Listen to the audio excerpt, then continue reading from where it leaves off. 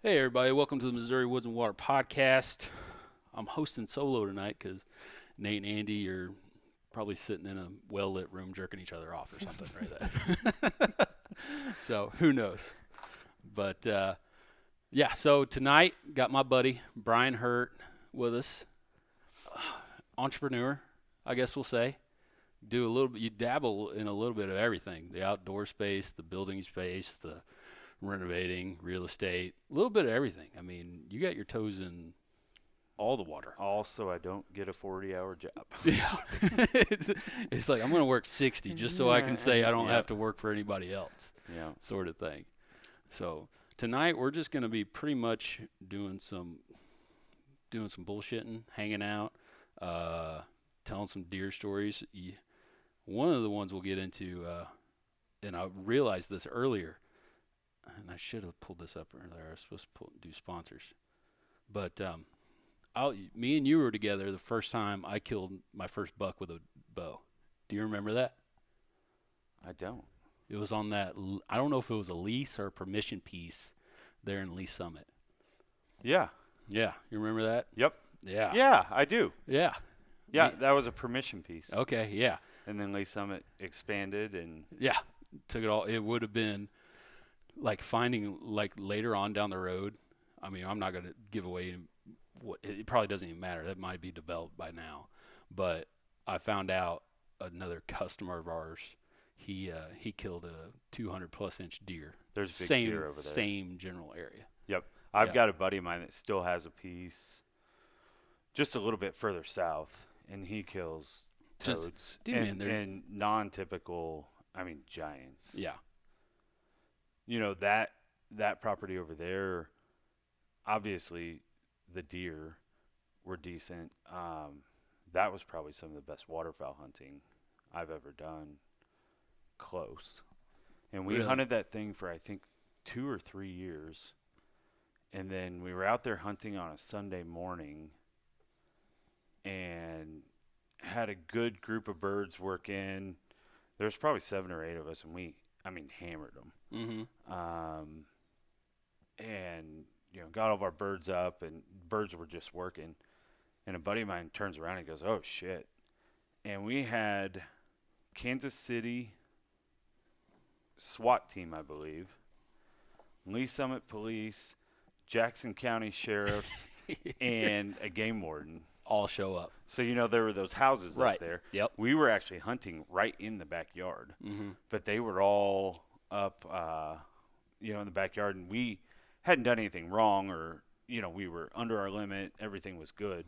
But, they come down and they asked us what we were doing. It was pretty obvious. Right. And they said, well, this was all annexed by the city. This is no longer zoned agriculture or whatever it was. Right. Well, that new neighborhood just across the road, I guess they had like over 20 calls of shots fired. Oh, because we were hammering birds. Right. Yeah. And so and they didn't write us any tickets. They're pretty much like, hey, can't they do this did, no more? and they actually told us that we could, if we wanted to, we could have continued to bow hunt that. Yeah. And then like you said, I haven't been out there in a long time, but I bet that's Oh, either developed or it's definitely probably been sold right by now. Yeah, who knows it or who owns it now? I mean, all that area is just blown up crazy. And just the stuff that we grew up, I grew up in Blue Springs hunting a lot in Lee Summit and the surrounding areas, and all that stuff now is full of houses. Yeah, it's crazy how big the boom's even down there in Oak Grove. Yeah, same. Used to hunt an 80 or something, and now it's 5 acre lots and full of 10 houses on it. Yeah, absolutely. I'm going to bang through these sponsors real quick, and then we'll get kind of into the meat and potatoes of everything. Tonight's show going to be brought to you by Huxworks. Have you run any suppressors yet? No. Because you're mostly a shotgun guy. I mean, you're big into the fowl or whatever, birds. Yeah. Whatever you call it. And shotgun sports. Mm-hmm. I want it for the recoil. Yeah. More than anything. Yeah. Dude, well, you need to get you a suppressor. I haven't messed with any shotgun suppressors, but I would definitely want to check those out. I mean, I know they make them. But anyways, Hux Works, they're awesome. Flow-through suppressors. Should be getting ours pretty soon. Just waiting on all that damn paperwork, which is... How long has it been? So the way it works, so it's a little different since they're a sponsorship. So they're sending it to the deal. So I'm not exactly sure how long the wait's going to be. Because that's one of those things there for a little while. It was a year and a half to 2 years. And it was like, well, I'll wait until it's lower. And then it gets lower. And then you don't get around to it. But I heard there for a little while, people were getting them back in like a month. I've heard now they're back out to like 6 to 8 months. See, I've heard it's been a little bit since I paid attention. But I've heard a few guys get it same day. And then I've heard quite a few 2-3 weeks. Which, like, when I originally got mine, I waited 9 months. Nathan waited over a year because back when he bought it, the suppressor place screwed up and didn't send it or didn't do something right. And everybody else was, oh, yeah, I've been waiting a year. Gotten a lot better. So hopefully it continues to get better. Athlon Optics. Love my Athlon. Have you ever done any thermal hunting or anything like that? I haven't. That's my next. Yeah, you need to my come out. problem is that You have an addictive personality, and I don't need another thing because she'll kill me, dude. Like, she's been so good to me. But she'll be sleeping, so it doesn't matter. That's the selling point with thermal hunting. Not only she works at the bank that we bank at.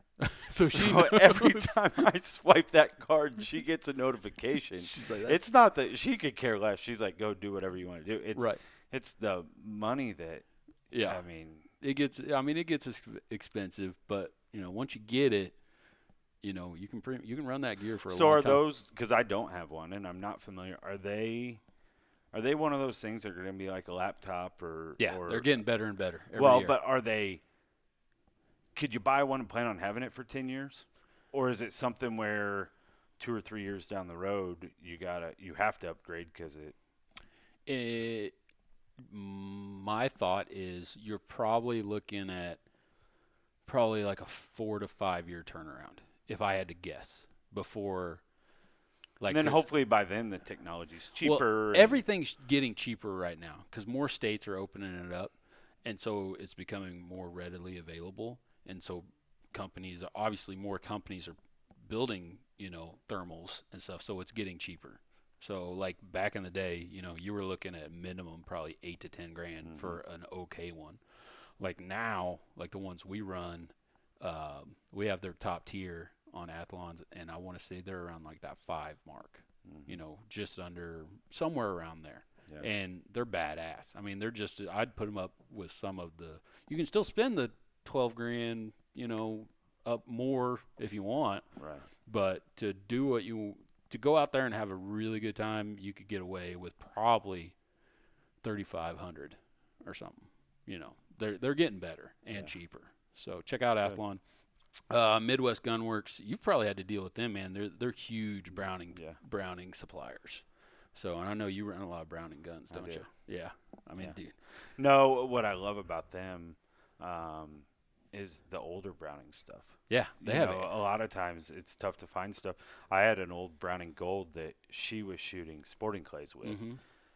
That thing sat in my gun safe so long that I had some oil harden in the bottom of the receiver. Oh, no.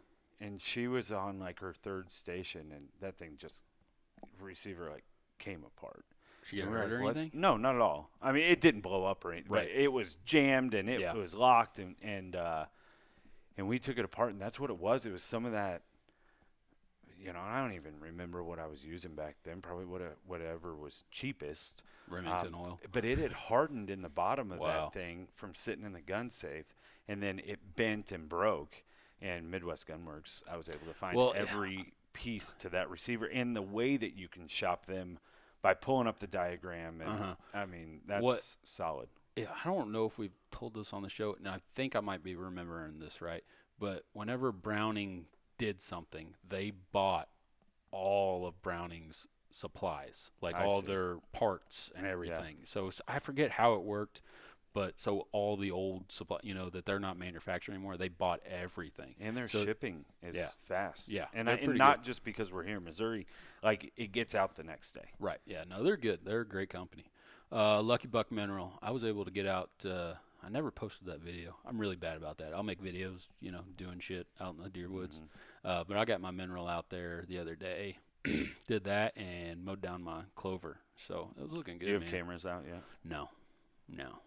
I want to. I'm getting real itchy, but I know it's just going to irritate me. I'm like, okay, yeah, there's 6 inches of velvet horn. I'm just not. There's probably not much to look at yet. But now's when you can dream. Yeah, that's true. Because they all have the little heart knobs. Yeah. And you're like, oh, that's going to be. Yep. No, that's true, which we'll get into in a second about cameras. Onyx, use the code MWW20, save yourself 20%. You big Onyx guy, or you like something else? I use it for my real estate side. Yeah. Literally, when we start a new project, I'll pull it up and screenshot the address and an overview of the property and send it out to all the guys that are meeting me there the next morning. Oh, that's perfect. And then we use it, and I use your code. Oh, nice. Got online and did it, but no, I use it every day. Appreciate that, man. Heck yeah, dude.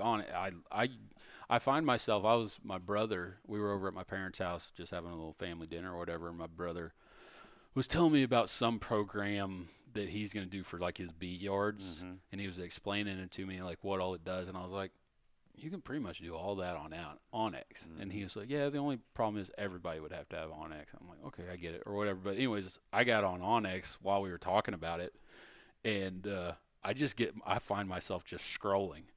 Or not even scrolling, but just zooming out, zooming in, moving over. Oh, that looks good. Hey, do I know anybody over in this area? So what I'll say is, and I haven't taken the time, but I've got quite a few of them bookmarked. One of the things that I like, there's a lot more that I could do with it that I don't, just because I don't know how. But I get these emails all the time saying, hey, we're doing this tutorial, or we're doing this or doing that, and I need to take advantage of that. When was the last time you got it on like a laptop or anything? You probably just when I bought it. Yeah. So probably just on your phone. Just go sometime whenever you're messing around and go do it on your computer. You can do a lot more different stuff. Like it's pretty awesome. So yeah, Camofire, kind of a rotating door deals. It's been a while since I've been on there. I was on there about 6:15 this morning, about 6:15 yesterday morning. Are you taking Nate's advice and what do you call it? 100%. Yeah, poop and purchase. Yeah. I think he trademarked that. Yeah, poop and purchase. Yeah. It's pretty clever, honestly. And that's one of those things where some days you're like, I'm not really interested. Yeah. Some days you're like, well, shit, I could buy this whole page. Yeah, it's like I need one of those and one of those and one of those. Yeah. Yep. Check them out. Black Ovis. Use the code MWW10. Save yourself 10%. I'm pretty sure they're going to have a pretty good sale coming up for Father's Day. I can't remember exactly. I know they're doing it now. Like if you buy something, they're going to throw something extra in there. I think it's like one of their boxes or something. Yeah. Isn't it? It's something like that. But I don't know like what kind of like do you have any other clothing? Like just the Black Ovis clothing? I don't. Start off with a pair of shorts. They have some of the best shorts you'll ever find. Like they're money. So yeah, check them out. Reveal Cameras by Tacticam. Did you see the new launch of the new one? Well, I didn't, but I feel like I should because we are dealers for that. Yeah. So I'm not trying to big dick you or nothing, but I got sent this camera about a week ago. I guess it is. They're calling it the Ultra. It's going to have live streaming for up to, I think it was 4 minutes. And then it had to have like a 10-second break, and then you could live stream again. So, and I don't know all the ins and outs of it yet. I haven't been able to put it out in the field and test it or nothing yet, but it's pretty badass. It's got like constant GPS even when it's turned off. So if somebody steals it, you'd be able to find it. All kinds of different features, but it's going to be a game changer. So we have now, and especially for any of the listeners that have land or anything, their Defend Cam is legit. Yeah. We just had people trying to break into one of our flips. Yeah. Well, they broke in. We were able to call the police, and we had identity of them. Really? I mean, and it's crazy how clear The picture is, yeah. Yeah, it's nuts. No, it's awesome. I mean, obviously we dealt with some other companies and stuff like that, and all of them are good, but I've really been impressed with Reveal. So, and that's why I tell people I had some cameras before. I started out very first when they started happening with the Bushnells, and I never had any problems with them. But at the time they were $500 or $600 a piece. And then I've had other companies that what I would say was that they were decent cameras for the money. Mm-hmm. Tacticam's a good camera. Yeah, and they're inexpensive. Yeah, the price ain't bad. And the accessories are nice, like the solar panels, the solar panels, and the rechargeable batteries.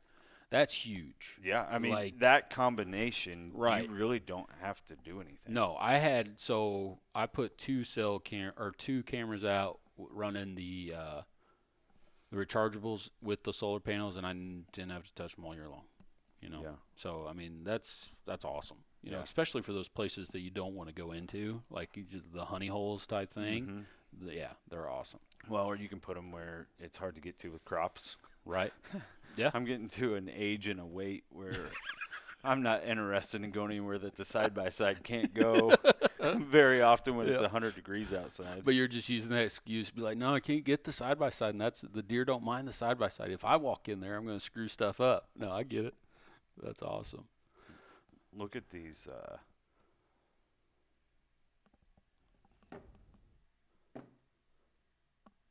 I mean, you can read Kansas City Police on the back of his. Yeah, you could definitely. I mean, it's unbelievable. Did they catch him? Yeah, and that's a sore subject, but I'm sure it was. They probably let him go. Would be my guess. Yeah, that did. Sounds pretty shitty. And last but not least, Jason Patterson, Land Team, Whitetail Properties. I know he had a bunch of small properties, which is nice. A lot of them, I look at them, I'm like, man, that'd be sweet, but there's no way in hell I could afford them.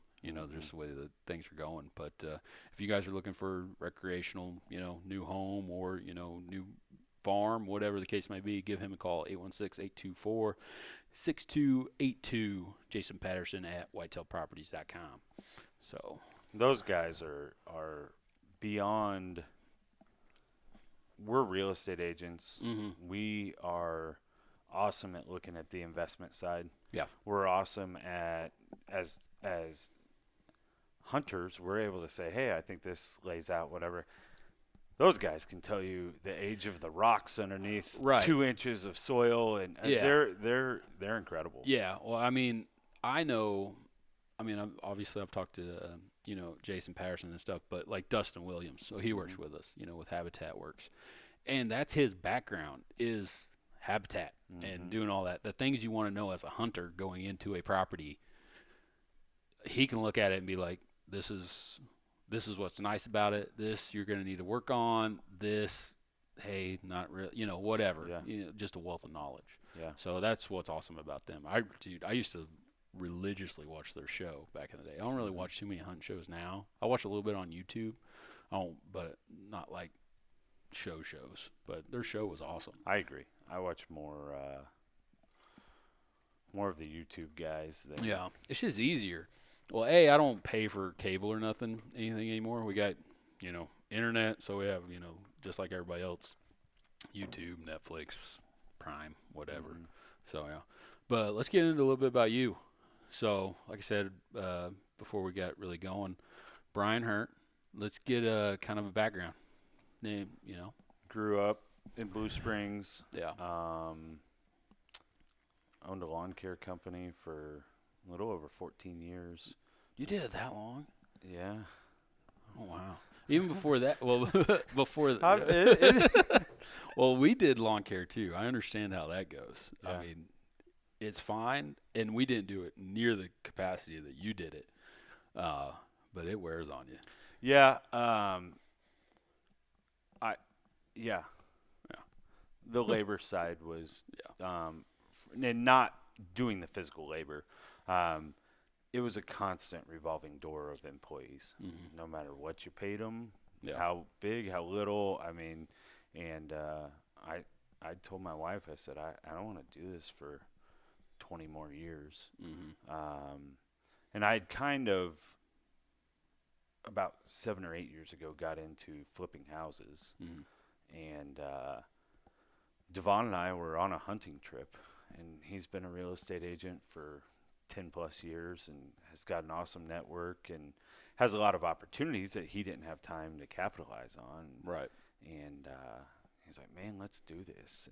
And we started just a few years ago, and it's taken off. And so what we've kind of evolved into is we park guys on the flips, and then we pull them off based on their trades and their specialties to do one-off renovations.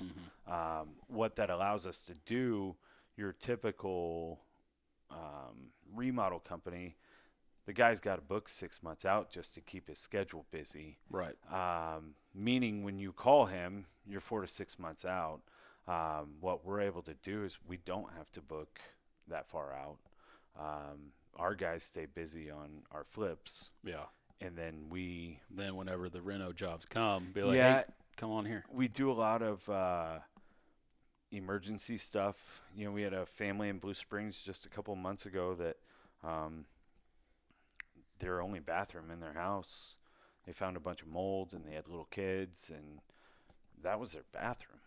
They had to, and can't wait 6 months for that. Yeah, and we were able to jump right in there and knock it out for them, and it just all worked well. Awesome. So, but yeah, and then recently, New Edge Outdoors. So we've got New Edge Partners is the real estate team. Mm-hmm. Devon's had that, like I said, for I think that his team, which we've got, I think it's 5 agents, but he started that I think like 7 years ago. Mm-hmm. And then New Edge Renovation and Design, which we call NERD, it started about 2.5 years ago. And then New Edge Outdoors, and it's kind of just was kind of an idea, and it's getting ready to. I'm afraid it's getting ready to take off. I mean, that's a good not thing. Afraid, but I mean it's like, how am I going to handle both or yeah, everything? And you know what? We've got such an awesome team. Devon's wife is full time there in the office. We've got Heather there in the office, and there was a couple times where we had guys coming to look at blinds, and Devon and I both had plans to be there and this and that, and then we got hung up on something. Yeah. And get a phone call. I was like, hey, I'm here to check out these blinds. Like, oh shit! And so Heather went down and showed him the blinds, and so she make the sale. Oh yeah, probably better than we would. Probably. I mean, You think about it. You get a girl. I don't know what she looks like. Get a good-looking girl out there trying to sell you something. Guys are more likely to buy it, I'm guessing. Yeah. But I only have eyes for my wife, so I don't. Me too. That stuff. Don't mess with that stuff. But let's get into your hunting history. So, like I alluded earlier, we met. I guess I would have been probably around that 17, something like that. Yeah, because I've been buddies with Andy for about 25 years. Right. And then you were friends with Alan, which is Andy's little brother. And so I'm sure that. And then we worked at the county together. Yeah. You ran the concession stands, so we worked at Jackson County Parks and Rec at the softball fields. He ran the concession stands. I ran the fields. And so most of the time I was just hanging out in the concession stands with you. Yeah. That was a lot of fun. Yeah. I mean, I was just thinking back on Dude, the way over here. Andy and I talk about it all the time, right? That was probably one of the best jobs we ever had. Dude, it was so easy. It didn't pay shit. No. But no, but even then, dude, Andy and I were talking about it. I remember my first check, and I had worked I think 40 plus hours, and I think my first check was around $250, and I didn't know what I was gonna do with all of it. Right. I was, Yeah. Yeah. And yeah. Looking back, I was oh my. But I remember, hopefully the statute of limitations is up now, but we'd get on they had gators. And I was worried you were going to go there. And so it was Frank White Complex. And we'd get out there and we would drive around almost chasing deer and pretty much just looking at deer the entire time. It was a lot of fun. There were some nice bucks. Dude, over there was too. a lot of big deer. So me and my brother pulled that tag. I think I was looking at it the other day. I think it was like 2015. So we were able to hunt that area. It was pretty cool. Did you guys kill? No, well, so you had to kill does first. Right. My brother killed his doe the first morning. It took me I think it took me 4 or 5 days before I could kill a doe. And then in the meantime, I had probably like a 130-ish buck walk right underneath me, which for me back then, that would have been like a big deer. Mm-hmm. You know, I probably would have been pretty happy with it. But then it kind of dried up, and on the last day, I had a 160-ish, come into bow range. I think he was around 40 or 50 yards, which is pretty long shot. Mm-hmm. And I don't think I had a rangefinder at the time. And there was a little bit of like brush and stuff covering his vitals. So I never took the shot, but like get your blood pumping sort of thing. Yeah. Just awesome looking deer. I mean, they kill some giants out of there all the time. We drew the Giacomo Mm-hmm. just a few years ago, and that hunt is the last week of October and the first 2 weeks of November. Really? And we could not have been more excited. And I think it was like the third day we had snow. And we were like, oh, my God. In October? Yeah. Oh, yeah. So and you're we were like, yeah, it's done. It's over. It's done. We had good deer Uh-huh. on camera. We were excited. And then it turned out it was, I think, 70 to 75 degrees and like 70 to 75 mile an hour winds for the last week and a half. Oh, dude. And it was miserable. Yeah. And then another thing, and I don't know if at Longview, if they shut it down, but they did not shut down. No, they don't shut it down. They'll put the signs out there to let people know. Mm-hmm. But like we'd run into guys. I think now looking back, like what the hell was he doing? But he said he was mushroom hunting. Like he was just like we were in our tree stand, like we had climbers, and we were up, and he's like, "Oh hey, yeah, I'm just looking for mushrooms." And we were like, "Okay." Now looking back, what mushrooms were you looking for that time of year? Because it was around that October time frame. Right. I don't know. I don't know. Maybe He wasn't. Yeah, he was probably on mushrooms, walking around. That makes more sense. I think you misheard him. Probably. Just on mushrooms. Yeah, just having a good time. All right, man. Whatever. No, but that's what was weird for me. I had two does out in front of me, and I was in a little pocket, and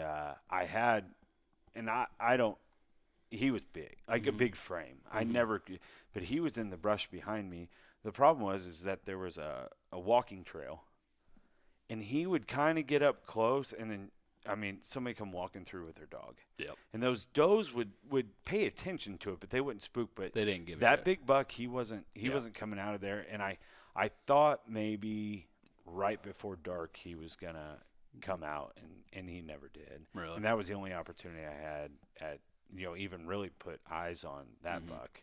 And then when it turned off hot, my buddy Scott and I found what we called the killing tree. And it was a maple that had the leaves down to where, they're about head height while you're sitting So they there. could eat them. Yeah. No, well, and then about 30 yards away, it had two giant acorn trees. Okay. So we literally ran to Walmart, bought some of those green garden stakes and some of the burlap. Yep. And we sat there, I think, 2 or 3 nights in a row killing deer. Because I think we could kill 3. 3 does. Yep. Yeah. And we had just all but given up on the bucks. And so but same thing, it was weird. There was a beautiful maple behind us. And there were like girls, I don't know what dance would be around then. That's not court warming, but they were coming out there and getting their pictures taken in front of the tree behind us. And this one guy kept riding his damn motorcycle up and down, and his wife was like on the side of the road taking pictures of him on his Harley. And that's cool. So it's a different thing. Those managed hunts they're different. They're different, but there's some good opportunity. But see, 10 or 12 years ago, I hunted back when you were still able to do the muzzleloader. And I killed a 160-inch 10-pointer with a muzzleloader. But they shut the park down. Which park was that? So that was Giacomo on the west side. You know that ground out there off of Woods Chapel that the big church owns? Yeah. So I killed my deer just on the park side of the fence, but they would go out there and feed. Yeah. And I just set up on a pattern where they were coming back in early in the morning. And I saw a bunch of deer. I killed my doe, I think, the first day. And then I was picky. Yeah. Well, you probably waiting. What year was this? Do you remember? 10 or 11. Okay, so it's been a little bit. Maybe. But when did you kill your big deer? Like that real big one? Didn't it have some drops in it? Yeah, I think technically they're called flyers. But okay. Yeah, it had so off of his G2s, he had, they look like boat cleats because they came out and then they went up and down. And that deer had, I think, 18 scoreable points, and he had like 5 or 6 that were broke off. Yeah. Just because it was just everywhere. And honestly, his frame is not that big. Really? You know, it's been a while since I've seen the picture. He still scored, I think, right at 170. I was 21 when I killed that deer. But yeah, he was a toad. Yeah. Did you kill him? You killed him up north, right? Or was that somewhere else? No, I killed him in outside of Bramer, Missouri. Okay. At the time, we were a part of Mid-America Hunting Association. Is that kind of like a club? Yep. Like you put in for different properties or whatever? Yep. Explain to me how that works, because I've tried to get permission on. Dude, he's so cool. You're going to have to send me that picture. I'm going to have to post that thing if you don't care. He's got good mass. Oh, yeah. No, you can't. But you can't get your hands around. Right. But, yeah. Like, I can see what you mean. Like, frame, nothing crazy. But he was a 6-pointer. He's got some awesome character to it. Yeah. Awesome deer. Yeah. I forget where I was going. That was a cool one, too. Oh, yeah, the big white 8. I remember that one. Now, that one was up around Bethany. The club. So yeah. I've tried getting permission for this one property. He's a farmer. He's not too far from where I work or whatever. And super nice guy. And, I approached him about a lease. And he's like, well, and he owns, ground everywhere. He owns, 500 over here, 40 over here, 80 over here, whatever. Mm-hmm. He's like, well, we work with, and I can't remember the name of the place, but it's like a club. Mm-hmm. So, like, you can't just pick the one you want and just hunt it every time the way I understand it. So maybe explain that to me, how it works. Back then, everybody kind of had their spot, and you could put tree stands up, all that. And what I'd say is, for a single guy that wants to hunt, it's relatively inexpensive, and you have opportunities at all kinds of ground, especially a guy who has a flexible schedule. And that's the one thing that I don't care for, in the sense that you scout this deer. I mean, it's not public ground. Right. But essentially, I could be on a big buck. And I've got to work on Monday, and Micah goes and hunts Monday and kills him. You know what I'm saying? And so is it something you just, like, put your name in the hat? Or is no, you reserve it. Okay. So, for most of the season, you just call up and say, and they have it broke down into Ray County, Farm 15, and then they have it blocked off, A, B, C, and D, and, whatever, however it breaks down. And so you would just call in, and I'm sure it's all automated now. Probably. This was 20-something years ago. Yeah. And like I said, and then they would do a month before or something, they had a deal where you could call and get your opening weekend of rifle season, because that's when the books fill. Right. And that's what we didn't care for, and what I'll say is, I met some good people. Right. I met some real pieces of shit, too. I can believe that. And that was back when you could go to Casey's and buy 30 tags if you wanted to. And so this particular property that we had, and I tell people all the time, I've reached out to the owner of that property there for a while, every year for about 10 years, trying to lease it because it's about 1,200 acres. If I knew then what I know now, no telling what you could have on the wall. Yeah. I mean, I killed 2 or 3 deer over 150 there, on that deal. On that one and farm. So what I'll say is, my dad wasn't from around here. My dad was from Sedalia. Down in Sedalia, he could hunt friends and whatever. When he moved up to Kansas City, he kind of lost that. Sure. So my dad joined it back in the 80s, and they have waterfowl. They've got upland. Right. I mean, you can hunt anything. And at the time, it was a family membership. Right. Well, once Michael and I got out of school, then we're paying a couple $1,000s a piece. Now we're paying $6,000 a year to hunt. And a couple years of that, we were like, we don't have to deal with this. Like, we have enough, like, we're spending enough money. We can go lease our own little piece. Right. That's where it gets me. Like, and I haven't looked at the pricing or whatever. I did a quick search whenever the landowner I was talking about, just to see what it was all about. And I was it's like, about $1,800 a year, because I looked into it last year just for some of the pheasant ground that they have up in Iowa and Nebraska. To me, I'd rather get with my brother-in-law, Nathan.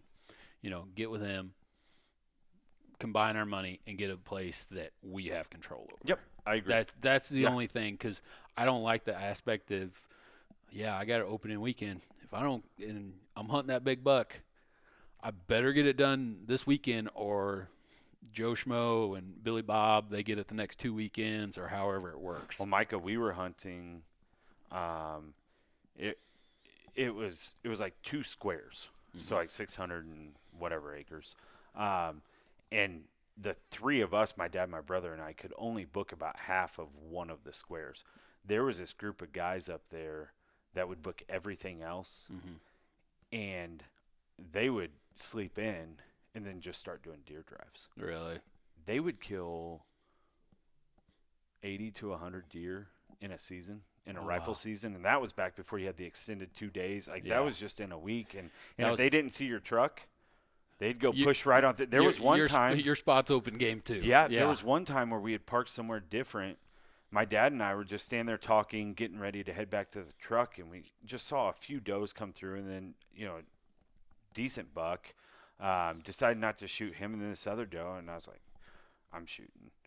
And I go to pull up, and you see 2 guys in orange just walking behind him. And it's like, we don't. What are you doing? Yeah. What are you doing? This is my spot this time. And more than that, I mean, yeah. God, I could have. He could have gotten shot. It could have been a bad deal. Yeah. I don't have a problem with deer drives as long as everybody around and everybody's all on the same page. And stay on your own. Yeah, stay on your own grand. Yep. Don't give me that, whatever. Just do it the right way. Well, and I hear you guys say all the time, and I'm with you. As long as it's legal. Right. As long it may not be what I want to do or what I care to do or but if it's legal, do it. Yeah. I'm not against your tag. it. Yeah. It's your tag. You guys want to do it however you want to do it. I mean, I would be a part of a deer drive now. I wouldn't do it on my property. If you want me to help you come push your property or something like that, sure, I'll do it. I don't care. Yeah. But it's your ground. Yeah. Now I can see the downside of things. I'm like, hey, maybe it's not a great idea to push all the deer and disperse them somewhere else. What I'll say about that, and I learned quite a little bit from just watching them, they never killed anything close to the deer that you guys did. And I watched on 3 separate occasions, a group of guys goes into the woods and they're pushing this timber this way, and all of a sudden you see a buck sneak out right through them and come hauling the other way. Yeah. They had to damn near step on them. Really? Those bucks aren't stupid. No. No. Especially if it happens every year. That big buck that we were talking about earlier, I was freezing. I had a doe come through, and she was obviously being chased. And so I'm waiting on the buck, and this buck was like a fork or a 6, and I wasn't going to shoot him. I was so cold that I knew that the only way my dad was going to let us go back into town was if I hammered something. And so I turned around and I was going to bust that doe, and she was already gone. So then I was like, what the heck? Well, then that little buck kept looking behind him. And so then I thought, okay, they're being pushed or something. And that big buck stepped in the woods. Oh, wow. So, Micah, I shot that deer, and I don't have a picture on my phone, but I shot that deer, and I must have hit a limb or something because he dropped. And I was shaking, and I was all excited. Yeah. And I then am looking through the scope at him, and I see his head up just doing one of these. And so I shot him again. Right. That deer jumped up and ran towards me. He died from here to the camera of my stand. Oh, wow. So once I get down and start to look at it, that first bullet zipped down his side, and it was a ballistic tip, and it blew up on his side. So he had like a almost like a burn mark and then like a bald spot, and it was trickling, but it would not have killed him. It wasn't a deadly shot. But that buck had been pressured enough and knew enough. He didn't throw up his tail and take off running to get shot again. It was windy. He didn't know where it came from, what it did. He went straight down just to get his bearings and figure out. And if I would have waited probably another 30 seconds or so, he would have figured out what happened, and he would have taken off. That's crazy. I've never actually heard the story, I don't think. Yeah. That's no, pretty it cool.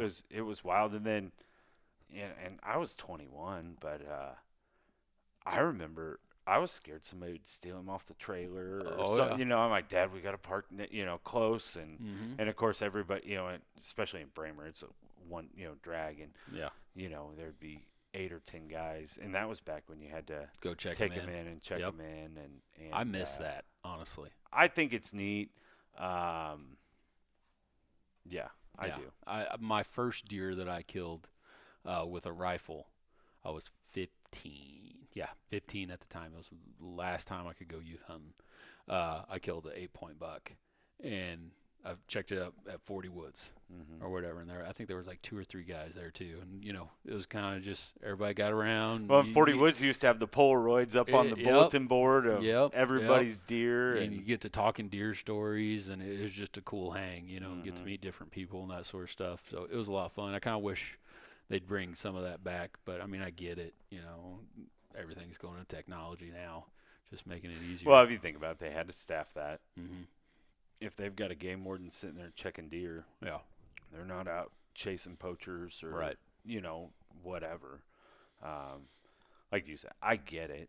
I'll tell you who probably really wants them back are all those gas stations and restaurants, and I bet you that hurt their revenue. Oh, had to have. I mean, think about it. Oh, especially like even now, especially for like those little towns up north, deer season is so huge for them. Like that's like their Christmas or whatever you want to call it. That's when everybody's in town, everybody comes to dinner and stuff like that. And if you made it where you had to go into town to get it checked, wherever it is, think about it. They're gonna stop, get beer. They're gonna stop, eat dinner somewhere. Ice. Pack your deer full of ice. Yeah. And I mean, not saying it's still not huge for them, but like without deer season, there's some towns where that little local bar or whatever, it's not making it all year long without it. Yeah. So I agree. Yeah, that's they need to bring a little bit of that back, but on the other hand, like I said, I kind of get it.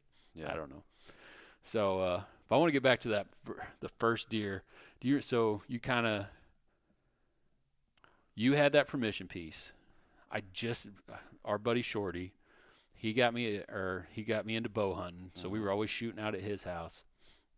And I don't remember if we were working together at the time at the park or whatever, but you invited me out. You're like, hey, we picked up this place. Come on out. I had a bow that was probably 3 inches longer draw than what I needed to. And we went out. I think it was either the night before or another evening, me and you, and we sat in the blind together. You shot at a deer. Is that the one where I hit the tree? Yeah. Yes, It I had was like just thinking that. little saplings or something, and it was getting that It was. magic hour. Yep. And I can't remember. I think it was a decent buck. That was a good buck. Yeah. It was pretty decent, and I was like, oh damn, man, this is awesome. You know, this is like one of the.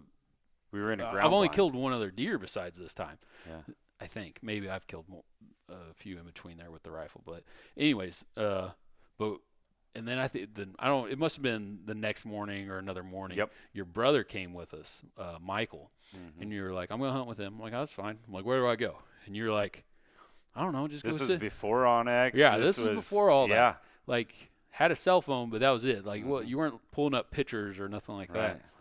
Like, I don't know, just go sit in in some trees somewhere, because it was mostly just crop, and it had like timber kind of running through it. That property. You sat in any finger, and Right. it was a corridor. Yeah. And so I was like, okay. And so I'm sitting there walking around in the dark, not knowing shit. And I had a lawn chair with me, and I was like, okay. And I just kind of backed up into some, I want to say willows, but they're not. It's No, just that was autumn olives. Yeah. There were a shitload of autumn olives out there. Yeah. And so I just kind of backed up and I sat down, and I don't know how long hunted for. It wasn't for that long. And I remember looking up, and it was the coolest thing, because I could tell you I was looking, probably it would have been southeast somewhere, because I could see the sun coming up, and I just see this body, and the body looked absolutely ginormous, and I was like, holy shit, that's a deer, and holy shit, that thing's walking right towards me, and it walked right towards me, and it stopped, I was guessing 20 yards. Right in front of me. I pulled back. I knew it was a buck. I knew it wasn't a big buck, but I didn't no really antler restrictions back then. Yeah, nothing. I didn't know exactly what it was. I just knew it was a buck, and I was going to shoot anything anyways. And I pulled back, and I know for a fact I closed my eyes. Closed my eyes, bam, and I heard it whop. And sure enough, so I come to again, and I see it run off, and I'm like, I started texting you, and I was like, hey man, I think I got one, or I shot at one, and we just started texting where we were like, don't get up, do not get up yet, wait. I don't know if I told you this, but I definitely got up like right away.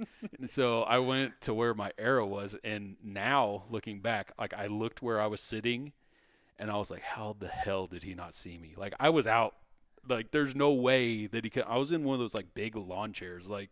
There's no way he could have not seen me, and he was doing a scrape, and I saw that on the tree, and I ended up going to my arrow, and I think it only ran, I don't know, maybe 80 yards or something like that. It wasn't far. It was a double long shot. I remember that. Yeah, but that was awesome. I mean, that was my first bow kill, man. So I kind of forgot about it until we were talking. I'm telling you right now, I forgot about it until you brought it up, and then when you said that, I remembered. When you and I were together, because I remember that deer was coming through at our left. Yep. And that was a morning, or maybe it was at night. No, it was an evening. It was an evening. But it was one of those things where you couldn't see that real thin brush. Yep. And I mean, I smoked it. Yeah. You hit it dead center. And and my arrow's probably still in there because I think I pulled that. Because remember I had that. Was it a lighted knock? Yeah, and you know what? That was my first sight with the light on it.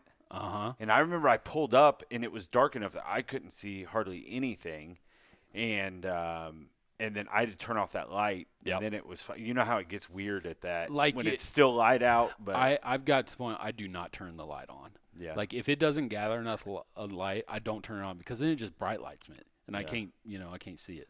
Yeah. So yeah, but that was fun, man. And that's another one of those where. We were young and dumb and just figuring things out. But if I could go hunt that property right now. Oh, dude, it's probably still money. I guarantee you if it's still there. I haven't been that way in a long time, but I'm sure you got to think, man, those trees have grown up, and it's probably just gotten better. I mean, and everything going around is probably pushing them closer or whatnot. Yeah. But so I kind of want to thank you. I mean, you kind of. I'm glad. obviously hunted a little bit before that, but then doing that and having success, I mean, who knows how long it would have taken me. Because, I mean, we've never had property that we could hunt on, like that owned, you know, our parents. It's always been permission from buddies and people tagging me along. Like, you know, my buddy Swisegood, he, you know, I got to give kudos to him. He started taking me up north when we were like 16 years old. And so, you know, I appreciate it. Yeah. For, you know, kind of helping light the fire. Well, and that's what we threw it in the back of your expedition. Yep. Was it an expedition? My black expedition. Yeah. Barely fit because you had the 3-seater. Yep. We went and showed your dad. Yeah. I remember that. And then we took it over to Shorty's and we hung it up there, and me and Shorty butchered it, I think, that night or something like that. So it was the full experience, man. Well, and same thing, dude. Like, we've both killed a lot bigger deer than those, but it's some of those hunts that are some of the most memorable. Oh, yeah. My first bow kill was just down the road from there on another piece, and my buddy told me to go down and get in a tree somewhere along there, and I got up in this tree. I had a climber, and I thought it was 30 yards, and it was 20, and I spined her. Yeah. And I had to shoot her again, and I was shaking so bad I couldn't get out of the tree. Oh, man. And I remember that you know, that sound. When you hear that whop, you're like, ooh, that's. Yeah, and I was shaking, and I was all excited, and yeah, I don't even know if I've told you or Nathan this, but, you know, I had to go to the cross gun side for a little while. I knew you went a little homo there for a minute. Yeah, my shoulder was kind of bothering me, and I'd gotten to a point where I could pull back a bow once or twice, but I just couldn't shoot. Right, you like couldn't I get the needed practice to shoot. in. But last year I actually went and bought a bow. And what'd you go with? A Bowtech Recon Rev. I don't know. I feel like that's the one Andy has. No, maybe his is a PSE. I can't remember. What Andy has. Yeah, I like it. Bowtech makes some good bows, man. Yeah, it shoots well. I bought it used from a guy who actually hurt his shoulder, and he was going to a cross gun. And I just thought, you know what? I just want to see if I can do it. Right. And I don't want to spend $1,000 on. Oh, dude. I mean, yeah, it's just like any other. Well, hobby. and I had gotten out of it, so right. I had to put a sight on it. I had to, you know, and this poor guy, I think he had about a 12-inch draw. Actually, I ought to send the arrows. I still have them in the garage. I ought to see if they fit Nate. They probably would. But so I took it down to we've got a good archery shop just south of here, and they set me up on it, and I bought a sight and, you know, all the things. And I really had a lot of fun shooting, and I did not kill with it last year. And I originally thought, well, I'll see if I can do it. I'll hunt with it this year, and then next year I'll get some. But hell, I don't have a reason to get rid of it. Right. I shoot it well, and I'll probably shoot it. Some of my favorite bows I've ever had in my entire life I got rid of, and wish to this day I still had them. Yep. You know, and I was the sucker for. Oh, this one's the newest 1.3 feet per second faster, right? And, you know, and I never should have gotten rid of them. Yeah. I mean, I've said it numerous times, but I had that Matthews Adrenaline, and I shot that bow better than any other bow I've ever owned. You know, it was just something about it. It worked. You know, it was amazing. I'm still mad at myself for getting rid of it. You know, I had a Fred Bear TRX 32, and I'm telling you right now, it was like heat seeking, and I was deadly with that thing. So when, like, we'll back up. Okay. Was your dad always a hunter? He was. You know, growing up, he was. So he lived in Sedalia, grew up in Sedalia. His family had, my great-grandparents had a farm down around Lamar, Missouri. Okay. They didn't know what a deer was if they didn't see it in a magazine. Yeah. You know, so Dad grew up waterfowl hunting. That was back when Missouri had a lot of quail. That was my dad's big thing, was quail hunting. And then he got to a point where he started doing some deer hunting. And then my dad, he's 100% the reason my dad took me on my first hunt when I was 4 years old. Mm-hmm. He killed 130-inch 8-pointer. We didn't have a 4-wheeler. We didn't even have a 4-wheel drive truck. My poor dad would take me and his rifle about 100 yards, and then he'd go back and he'd drag the deer up to us. And the stuff was so tall. I was 4 years old. He had to carry me. Yeah. And he did that 100 yards at a time all the way back to the truck. But he just wanted, and then duck hunting. They didn't have waders for kids. And if they did, I don't know that it would have been stupid to buy them because I would have been outgrown them probably in that season. How the hell did he keep you warm? So isn't it just cold as shit whenever y'all are doing that stuff? I'm not, obviously, I'm not a waterfowl guy. The weirdest thing about waterfowl hunting is the shittier the weather, the better the hunting is. But so we in that club, they have blinds, and so we would wear ski bibs and all that stuff. And honestly, there's a lot of times he probably had to leave early because we were cold. But my dad would piggyback me out to the blind. And then when my brother got old enough, he'd piggyback both of us out to the blind. Then he'd go set up all the decoys, and we would have our little fake, the guns that pop with the little orange cap on them. Yep. And we'd be sitting in there in the blind with Dad, and we'd duck hunt, and I mean it was pretty cool. That's pretty awesome. Special, and I've always hunted with him. Yeah. Is he still hunting today? No, he quit a couple years ago. Just got a little too hard for him. Yeah, the cold. Yeah. He can't do the cold anymore, and I'd have built him a house if but it just doesn't excite him anymore. Yeah. And I get that. Yeah, I get it. Some people, I don't know. I like to think that I'll never get old enough I where agree. I don't want that to happen. Yeah. But I understand that.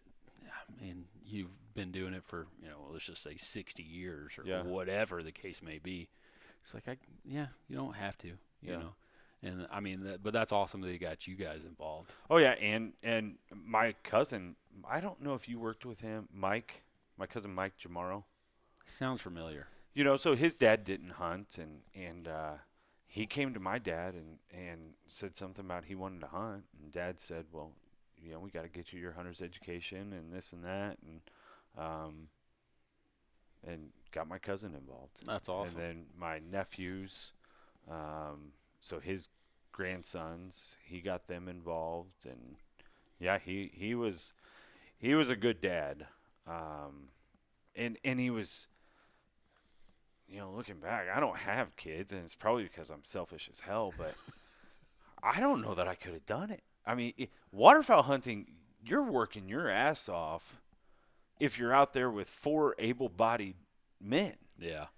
My poor dad would haul our big, and Michael and I weren't little kids. I've always been big. Right. And he'd haul us out there, and we had a lot of fun. I started blowing a duck call with him before I was even old enough to shoot. Really? Yeah. And I actually got pretty good at duck calling. Yeah. But yeah, and then bird hunting, we did a lot of. I remember there was one time I got called out of class. They had intercom in the classroom, and they're like, Bryan Hurt down to the main office. I'm like, what the fuck did I do? What did I do now? And my dad was standing there, and then I'm like, oh shit, and he goes, hey, you want to go shoot some quail? Yeah, let's go. And what had happened was we had a short hair pup, and he wanted to get her out, and so he had bought some quail that we went out and planted, and we're training the dog. But I don't know if we had football that weekend or whatever we had, and so Dad came and signed me out of school, and we went and took the dogs. I tell my wife all the time, school, yeah, you need to be there, whatever. I'm just letting you know, my son. So my son's birthday is November 14th. Yeah. And more than likely that's going to be deer season his entire life. Yeah. You know, rifle. Yeah, absolutely. Rifle. I'm like, babe, I don't care about school enough to where I'm not going to take them out. Like, Well, if they want to come, I'm not going to force them. But I'm like, if he wants to take 2 or 3 days off, we're going. Well, you know, and just, use it. I'll tell you, dude, we're going through it with my nephew right now. His birthday is April 15th, so which is always around turkey season. Yeah. And the kid is ate up with hunting and fishing, and he's 13 now. And he knows that if his grades aren't where they need to be or whatever, then he doesn't get to go. So much so that this spring we were out running around putting batteries in and, you know, messing with trail cameras. And I was just asking about his grades. You know, we're driving around side by side. And he's like, well, I've got all A's in this. And he's like, and I've got this B. And I was like, why? It was stupid. It was like music class or something. And it's because he doesn't give a shit. Right. You know. one of those easy ones. But even then, like, he's got to know that you just got to do it, and it is what it is. And then you get the privilege of, right. you know. And I explained to him, I was like, listen, buddy, I was like, that grade card is your paycheck now. The harder you work, the better that grade card is. I said, and later when you're Uncle B's age, the harder you work, the better that paycheck's going to be. And, you know, and I said, and I can't ask your mom and dad to take you turkey hunting if you've got a B, you know. And sure as shit, he went in and asked if he could do extra credit and this and that. Oh, wow. Called me about, 4 or 5 days later and goes, Uncle B, I've got all A's. and you know, but and he's a hard worker, but and we were the same growing up. It was, you know, we couldn't have. There was a couple times where I got sick as shit deer hunting, but I knew that if I stayed home sick after a weekend of hunting, Mom was never going to let us do that again, you know. Right. And so toughed it out. Yeah, but you know what? I also, and I don't have a job where I can call in sick now, but I don't now. Like, you got stuff to do, and you just push through it, you know. Yeah. But yeah, and I love it, and I will feed that passion because it has nothing to do with one of these. Right. It has nothing to do with an Xbox. And I think, you know, and you guys talk about it all the time on the podcast, but it's getting harder and harder to find places to hunt. Right. Between that and with the technology, and then just as a society, we're busy and dads are busy or having to work an extra job to make ends meet. I was talking to a buddy tonight, and I feel like we're slowly getting less and less kids involved. Oh, yeah. I mean, there's so many distractions now, and like sports. Like, it amazes me now, sports. Yeah. Like, and I mean, Nathan, his kids, they're diehard sports fanatics, you know. Don't get me wrong, Caden, my nephews, Caden and Chase, they would still hunt and stuff. I don't know and Nathan would be the one that would have to answer this. I don't know if he would put hunting over sports, and I don't know the right answer either. Like, if it was my kid, like, because, you know, Lawson, he's going to be starting football this season probably, you know, just whatever. Like, if he wants to go hunting on a game day or something like that, if it falls during youth season, or I don't know exactly when the time frame is, so excuse my ignorance on that. No, I'm like, if you want to go hunting, we'll go. I don't give two craps about that. No, but you also got to keep them responsible in the sense that they made a commitment to that team, because we have the same thing. Hayden plays football, and there were a couple of youth weekends where he was coming up on Saturday afternoon after his game, and you hate to tell him, but in hindsight's 20/20, because I thought I was going to be a MLB baseball player, and you know, but you kind of want to tell him, like, dude, you're not that good anyway. Just quit. Like, you're really fucking up deer season. Like, the problem, like, with Nathan is, I mean, Nathan was an athlete, and hopefully he doesn't listen to it. I know he will, but like, he was an athlete. Like, he was good. And his wife, Becca, my sister-in-law, she was an athlete too. Their kids, they're fucking athletes. Yeah. Kylie, she's a fucking stud. You know, her team in track, I forget what it was. I saw that. Yeah, like the 4x relay. Yeah, they won state, didn't they? Just all of them are super fast, super athletic. I mean, if they want to, they could go pretty far with it. Who knows what they're going to do? I don't know. I just err on the caution. Me, on the other hand, I'm not very athletic. I played a little bit of baseball back when I was younger. I think I quit baseball around 7th or 8th grade, and then I played football my senior year or whatever. I mean, I was okay. It wasn't like I was, getting scholarship offers or something like that. And No, it was there's fun, but there's balance. We were talking about it the other day, and this has nothing to do with hunting or fishing. What I'm seeing, and like I said, I don't even have kids. What I feel like I'm seeing with like youth sports is you're either on a club team and it's a full-time plus job or nothing. There's not that like rec for like the kid who just wants to be involved with something but he sucks, and you know what I'm saying? Like there's not that anymore. And I tell people all the time, in my years of baseball, I would have never known Andy Westfall because you guys were in Oak Grove, I was in Blue Springs. You meet lifelong friends. You learn discipline because you got to do what your coach tells you, and you see the results of hard work. It doesn't matter if your mom and dad are rich and so-and-so's mom and dad don't have a lot of money or whatever, like what color your skin is, anything. When you put on that uniform, like you're a team. you're a part of something. And so I think that although, for a lot of kids, they don't need to be on a club team and playing 12 months out of the year, 6 nights a week. But I hate that they don't have that because I think that there's some lessons that you learn in those organized sports. My mom made me learn that. I don't even know. I think I had to take choir or something.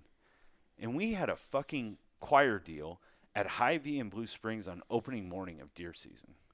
And my mom made me go because I had committed to that class or, whatever. And then for the rest of my life, I made sure I didn't have plans. Yeah. When I got engaged to my wife, she was like, "Oh, I want a fall wedding." And I was like, "That's fine, but it's before October 15th because I'm busy." Yeah, Busy, last babe. week of October, I'm hunting, and we got married on October 7th because I wasn't joking, and I'm not that you don't do but I'm not going to spend the rest of my life in an anniversary during the pre-rut. Right. You know what I mean? We're getting married during the October lull. I got married September 29th, so before it kind of kicks off. Still during deer season. Yeah. But not a big deal if I miss any. I remember this is so bad. Looking back, like I am such an idiot. I missed our first year anniversary because I was up north working on the farm. Like I knew it was our anniversary, and I talked her over with it, and she was cool. I mean, we probably got in a fight over it, but I don't remember that. But I was like, "You're an idiot. Like, why would you do that, to your wife, looking back?" But I don't know. I don't know. No, I get it, and that's what I say. But I didn't want it to be a fight for the rest of my life. Yeah. And I don't. And she tells people all the time, and I obviously wouldn't. I missed her grandma's 90th birthday. Yeah. Which was like, I don't know, right around the first week, like the end of the first week of November or something, and it was over in St. Louis, and I was on a deer, and I told her, I was like, do you want me to go? And she's like, no, not if you don't want to go. And, okay. And I went hunting, and later on we've talked. She was never pissed, but I could tell she was very disappointed. She was like, well, I wanted you to want to go or something like that. And I'm like, baby, like, no. Yeah. I love your grandma and I love you, but if you're asking me what I want to do, and if there's something that you want me to do, you have to tell me, and I will do it, But if you're telling me no, you don't have to be there, then I'm not going to beg you to have to go. Right. Like I'm going up to the farm. I mean, that was it's like we're getting into relationships now, but when I met Amy. I was hunting. I wasn't very hardcore about it. We met in high school, so I was just kind of starting my career and passion into it. It was more of a weekend thing, but I always hunted. Yeah. And so coming into it, and it was totally different for her. She didn't grow up, nobody hunted in her family. Nathan later in life. So it was kind of a shell shock for her, and we've definitely had some arguments and some fights and stuff over. Well, and you guys have kids, so that's Yeah. a different deal. Yeah, I don't have kids. Yeah. And when Jamie and I met later in life, and I was hunting pretty hard, I could see where kids would change things too. Yeah. Oh, they definitely do. You know. But Amy's also cool though. Oh, she's awesome. And that's why I tell people, they're like, "Oh, you're lucky. You know, your wife lets you." No, she wouldn't have been my wife. Yeah. Like, we have this conversation, like, Right. you know, and she does her own thing, and there's some, you know, that, and I was probably sending you pictures all the time, but you remember that deer I called Trash Man that I hunted for 2 years? There were a couple times where I came home just to, one, I needed a break, and two, you know, like come check and make sure she wasn't like leaving me, you know, my shit's still in the house, and I'd be laying there looking at those trail cameras, and you know, Jamie's, at one point she was like, "Go kill that stupid deer," and like, don't come home until he's dead. But yeah, she's incredible, but she shoots with you, doesn't she? Sporting clay. So yeah, and she'll pheasant hunt too. Okay. She's pretty fair weather.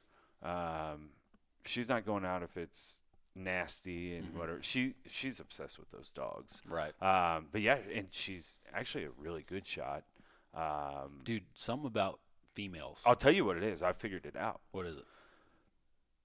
Boys, no matter what it is, we're almost too scared to like ask how, because like, well, we should know, you know. And so then you pick up your own terrible fucking habits, whereas she like, I know nothing about it. Teach me. Yeah. And so she learned the right way from the get go.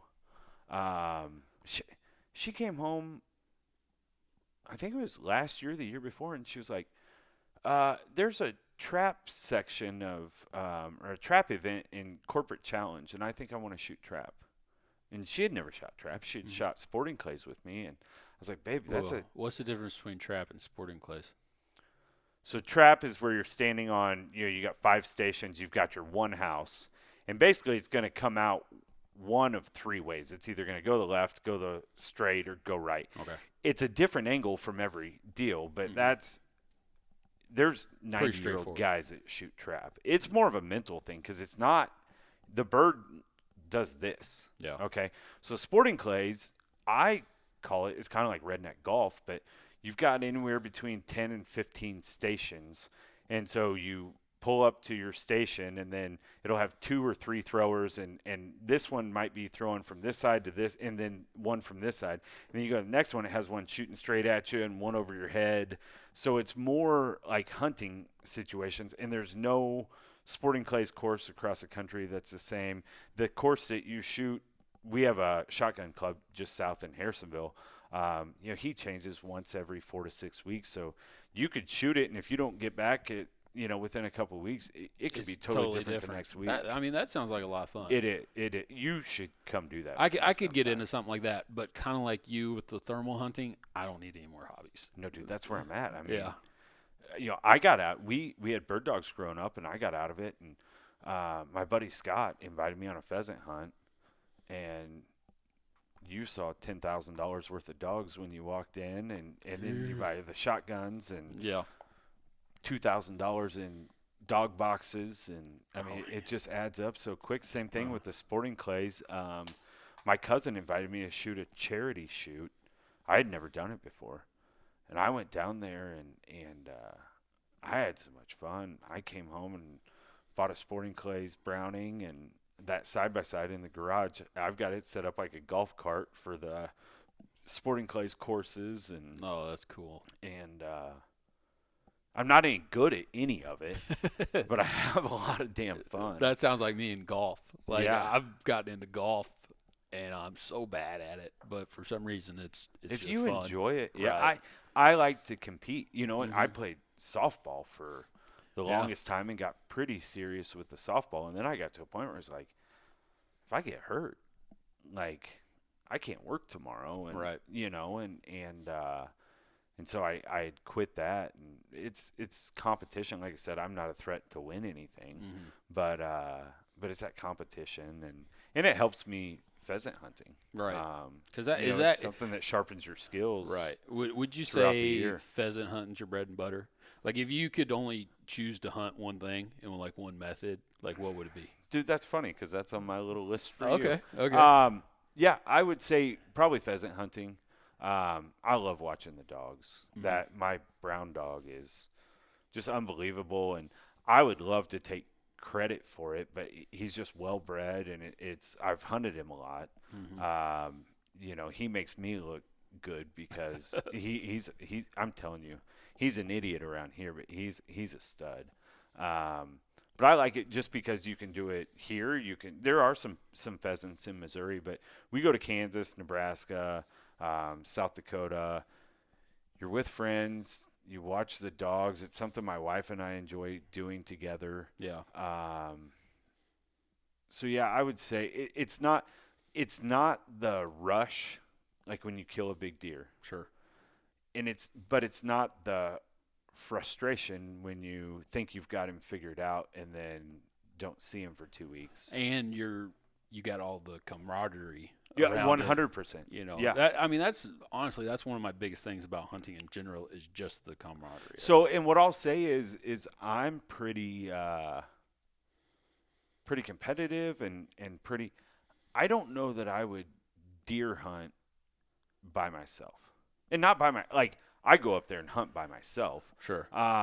But Devon, he got in on our Albany lease. And so him and I, because we work together, and so we do a lot of hunting together.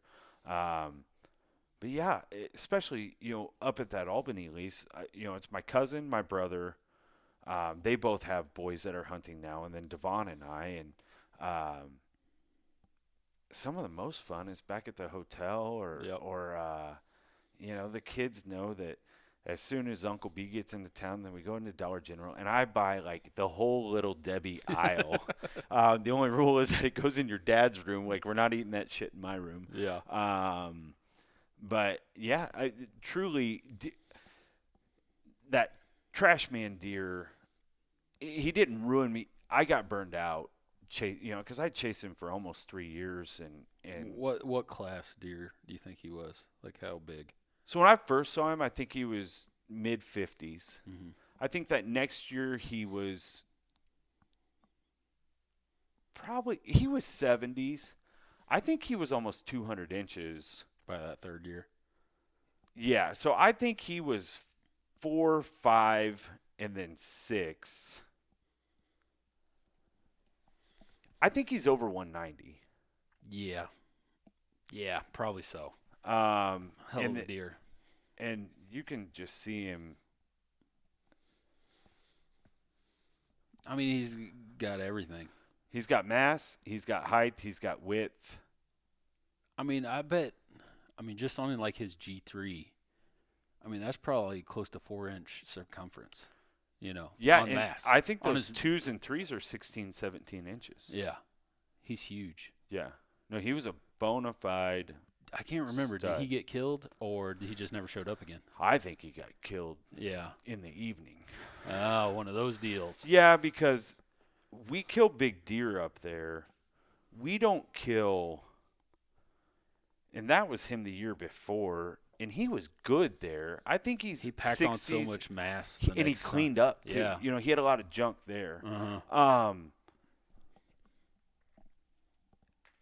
We kill good deer up there. Yeah. 160s are pretty common. Mm-hmm. I don't know of anybody who's killed. I know they get killed. Yeah. I know enough. We've been up there for 8 years. I know enough people around there. If he would have gotten killed, I would have Somebody heard would have about known it. about it. Yeah. That's what sucks. And there were some guys that were, the problem up there is that it's so vast. Houses are a couple miles in between, and if you wanted to do it the wrong way, it's a good place to do it the wrong way. sort of thing. And up there on those river bottoms, Yeah. they can pull into a field and shine it, and I mean, you can see a half a mile. Right. Yeah. I mean, sucks. it's frustrating because I never found, because that's when I got into shed hunting. That's when I got, because I was finding the sheds, never found a sheds, never found a deadhead. Yeah, I had that deer pinpointed to a few hundred yards. Yeah. He was betting on the neighbor, and the neighbor, it's only 53 acres, but it's so thick that you and I couldn't hold hands and walk through it. Yeah. But then he'd come on to us to feed, and then, that middle of October to the middle of November, he was all over us, right, chasing does. And you could just never get on him. No. Did you ever see him on the hoof? Oh, yeah. Yeah. Yeah. Saw him one time on rifle season on the neighbors. Got permission the next day to hunt the neighbors. Yep.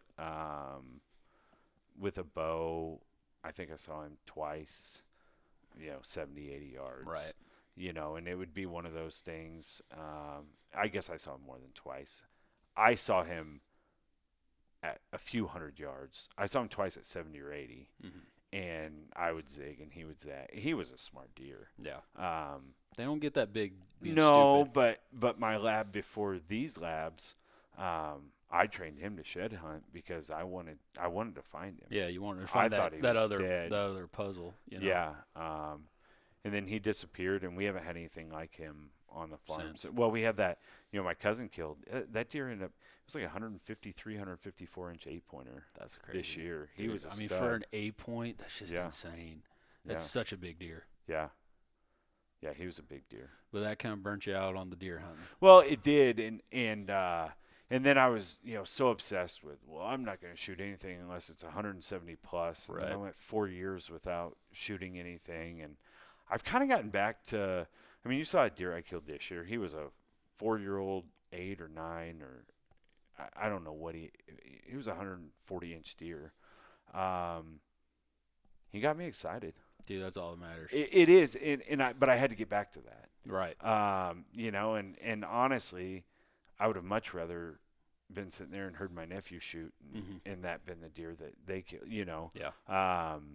So I don't want to intentionally shoot a 3-year-old deer, but I'm done watching them get big for somebody else. We don't hunt enough ground to be able to manage them the way that we can. And the way I look at it is, if all my neighbors would do the same, then we'll be just fine. Right. And I've got some good neighbors. We've got some good neighbors at both of our leases. Yeah. We have this one lady, and she's terrible, but she shoots the first deer she sees, and usually it's a spike or a doe. She has killed some decent deer just because they were the first deer she saw. Right. But we almost pray that we hear her shoot at 6:45 on opening morning of rifle season, because then we know she's gone. Yeah. Done. Yeah. Now we can breathe a little bit. Yeah. Yeah. But other than that, everybody else is pretty good, and we're kind of all after the same thing. Right. Well, that's good. I mean, like my main farm, it's small, and I've talked about it a ton, but I can kind of let them go, a little bit. I've definitely had some that I'm assuming have gotten shot. I know one or two, but like between me and a buddy of mine that his dad owns the property, just like another property over, like there's a property in between us. We got a pretty good, and we share pictures and stuff and that sort of thing. I mean, that wide 8 that led me to where I ended up shooting Baraka, that big one. I mean, I had him on camera for a long time. I mean, he was probably 5 or 6 at least, and had pictures of him every year, sort of thing. Just kind of the same thing, just never the right place at the right time. I've had, that one close encounter that, we did that episode on the fall podcast. They had us on. It was about fuck ups, pretty much. And I had him coming in to the corn that I cut down. I grew that corn, and I had a blind out there, and he was coming in. And another guy that I worked with, it was borrowing a tractor from the landowner, and he decided that was the night that he was going to take everything back. So the barn was 200 yards away, open field. So and he got the brush hog stuck on the trailer, so making all sorts of racket, and the deer ran off or whatever. But that was like the closest encounter I had with him. Other than that, it was mostly quick glimpses of him, dogging a doe or something like that. Mm-hmm. But it was crazy. Let's get a little bit into, you're a dealer for Ram blinds. Yep. And Reveal. Yep. Tacticams. Yep. Anything else that you guys? Not yet. You gonna see what else you can do? Yeah, on the Ram blinds, we were just kind of intrigued by them. So we've got a couple of the banks. Yep. We're not Midwest Land Group rich, so we don't have rednecks or but Devon had a couple elevated blinds. I've hunted out of a few on our lease over in central Missouri. We've got a couple of the banks. And we were just kind of looking for something better. Yeah. And when I say better, there's nothing wrong with the banks. They're good blinds. Bow hunting would not be ideal. Yeah. I mean, they're set up for rifle. They are. So the Ram blinds, what's really cool about them, they've got two models, 650 and a 700, 6.5 foot and 7 foot. They're a circle. Every window on those blinds can be shot with a bow. You don't have to wait for a deer to get into a corner. You don't have to, you can literally shoot 360 out of the whole thing with a bow. Nice. With a rifle too, sure. But with a bow, you're taller than I am. You could stand up in the middle of one and stretch your legs. Yeah. And they're same thing, kind of like with the Tacticams. They're inexpensive. They're not cheap. Right. They're inexpensive. We've got one set up at the shop. They've got you can build your own platform for them, put it on, pretty simple. You can put them on the ground. Do they have platforms if you wanted to just buy one? They do, and that's what we've got set up. Yeah. And it's what I'll say about it, and we ended up putting plywood on the bottom. And same thing, a lot of this stuff, you might see an advertisement for them, or you might whatever, but you can't put your hands on one. Right. And $1,500, $1,800, like that's a lot of money to spend on something that you don't even know what it's going to be. Right. And so Devon kind of checked into it, and we started talking to the guy, and we've got a brick and mortar already for everything else. Yeah, for the business. And I spoke directly to the owner.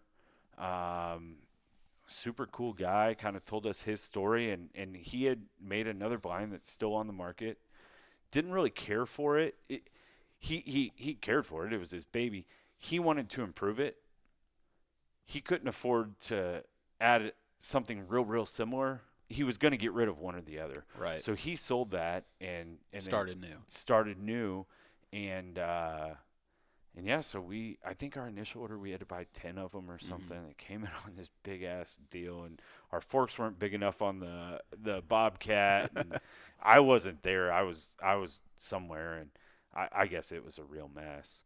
Are they one piece? No, they're not. Okay. That's another thing, dude. We had a guy drive up from like Columbia or something. I would prefer to put it on a trailer. We put 2 blinds in the back of his half-ton pickup. Oh, wow. So it comes in 2 halves. Gotcha. But it's not 2 halves that you go together. One side's got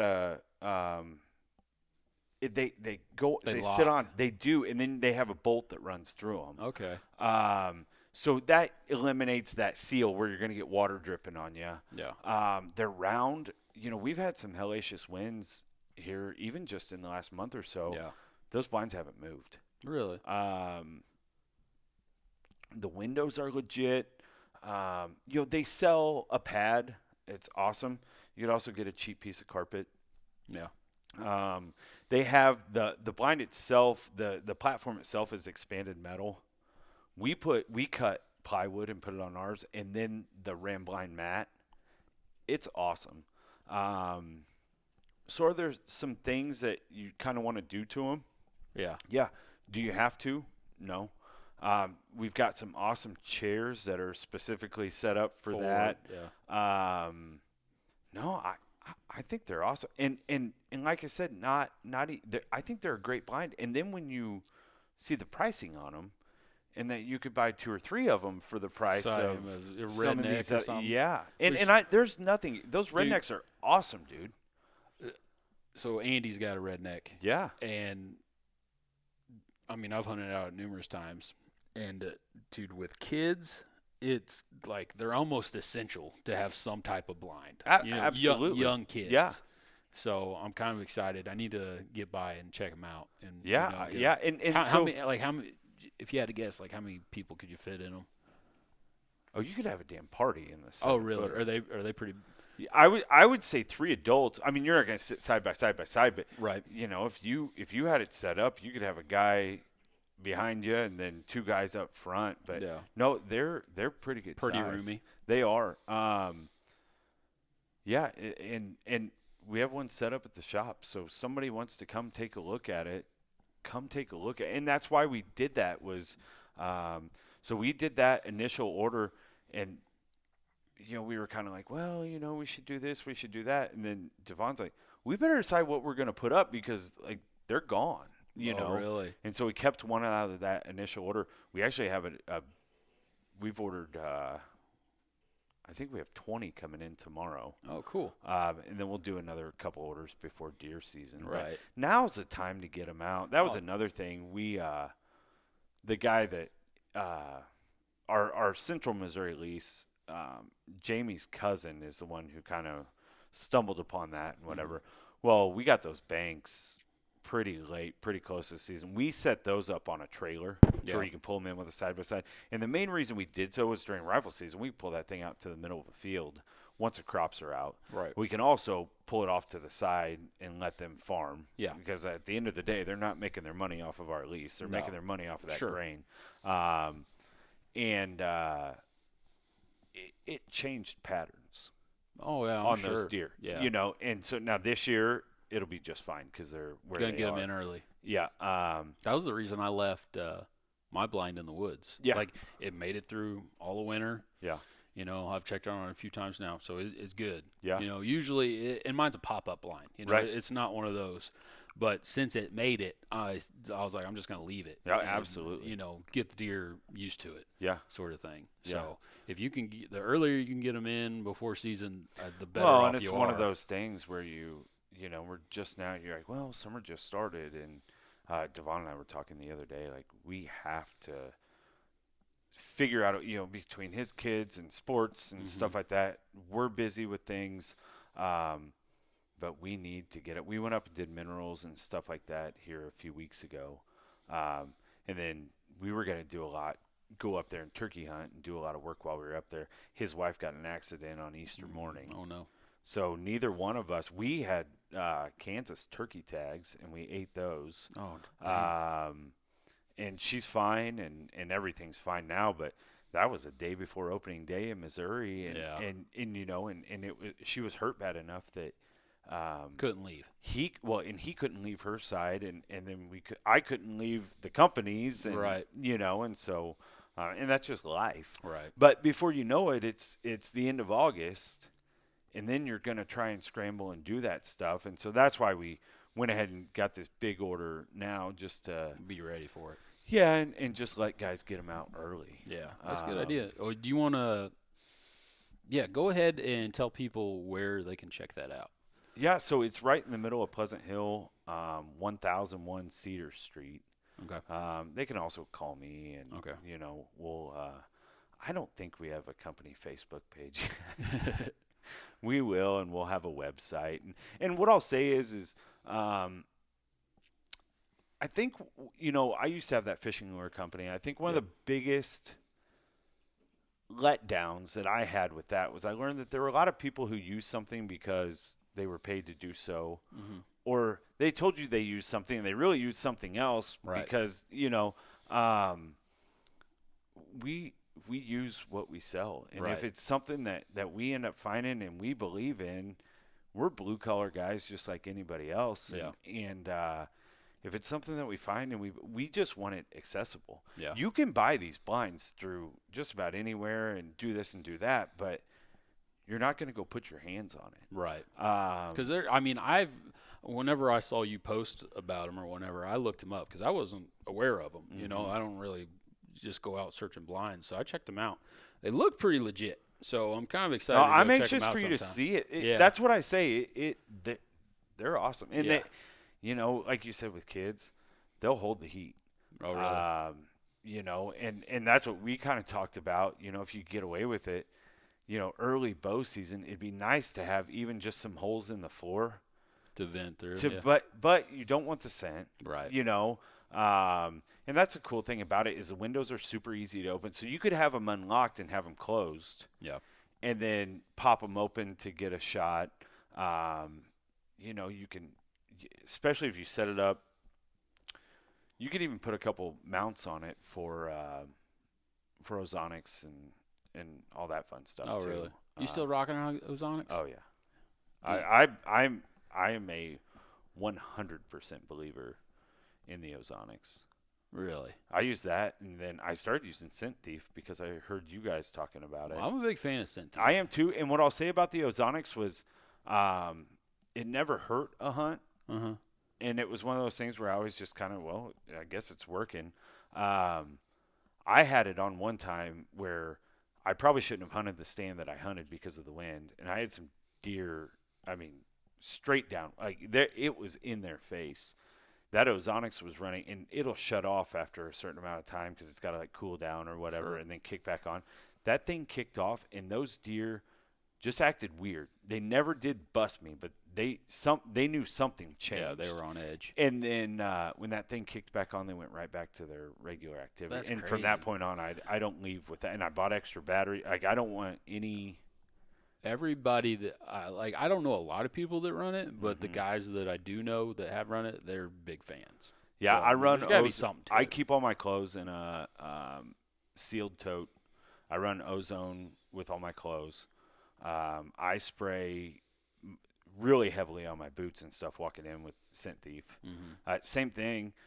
I figure, well, it doesn't smell like shit. No. It's weird because you know my wife will use like essential oils and stuff, and it's like, okay, so I'm spraying eucalyptus all over me. Yeah.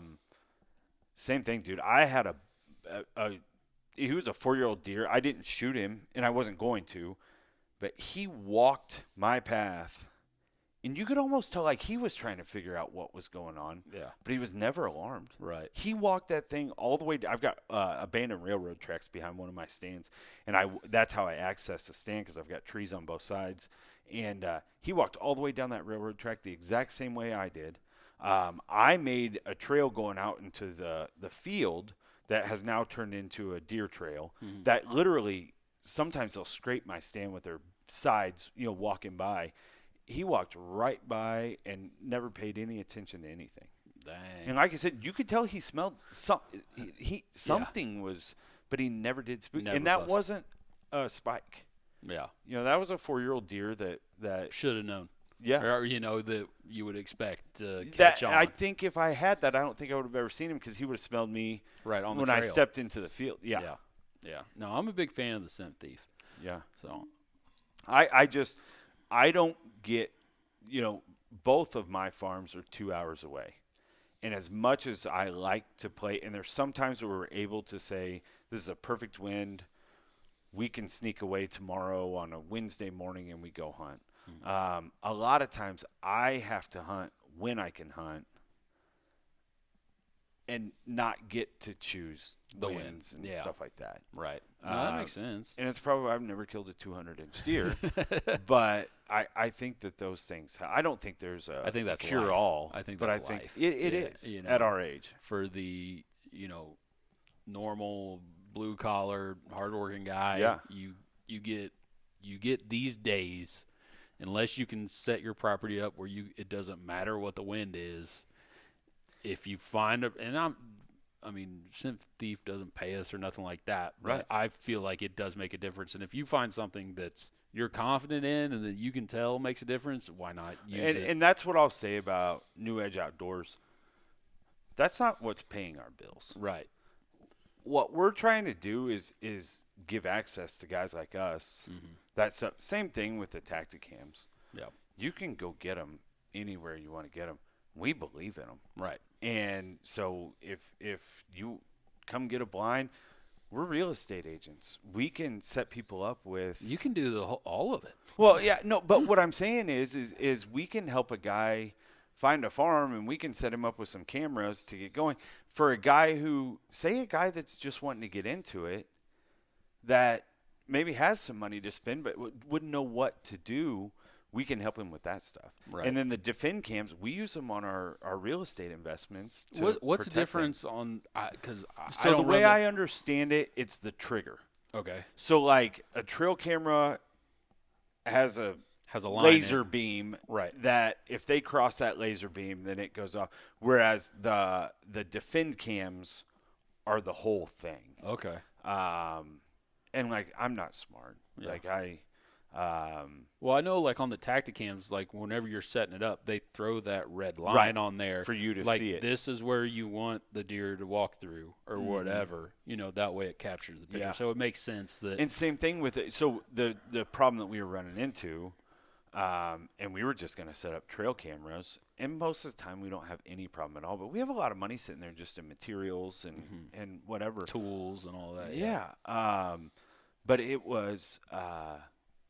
Everybody's got a Ring doorbell or whatever.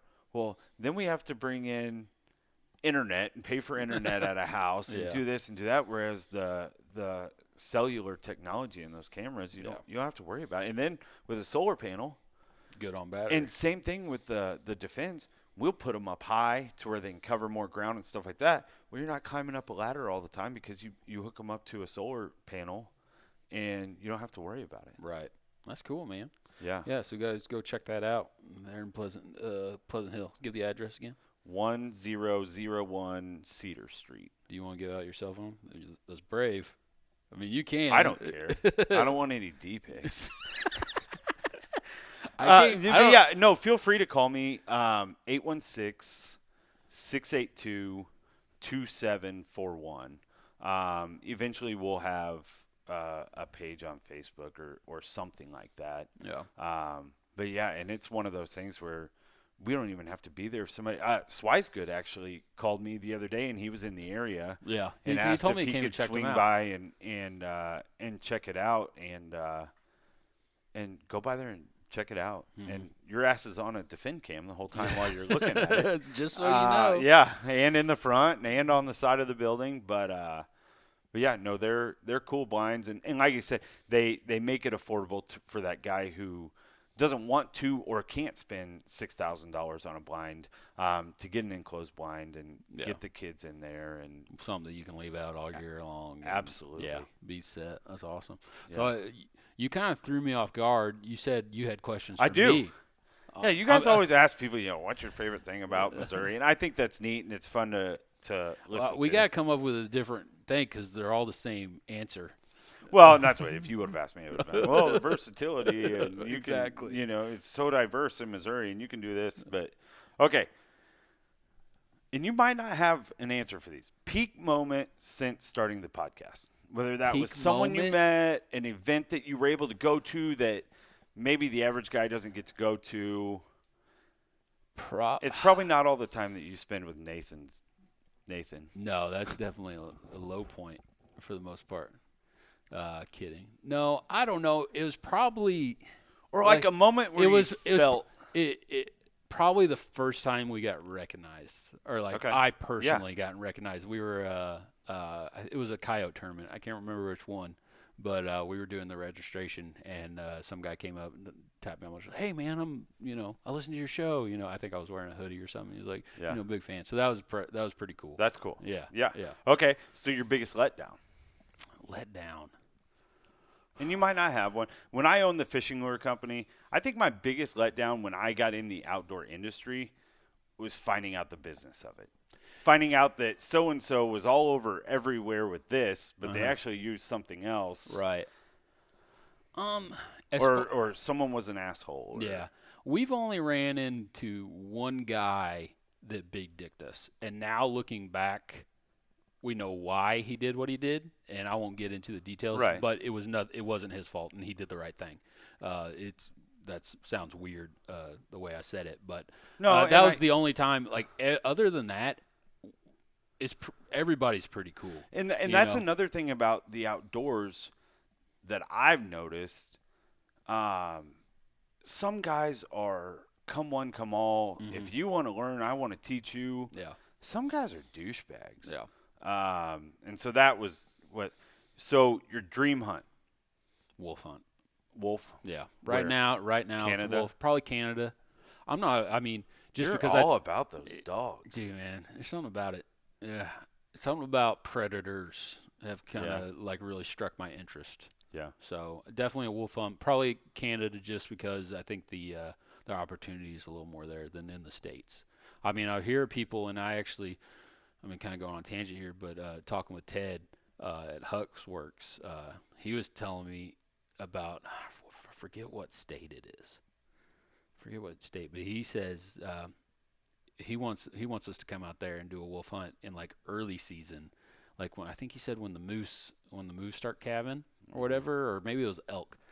But he's like you'll call in wolves, which normally when you wolf hunt you're sitting over essentially a bait site for days.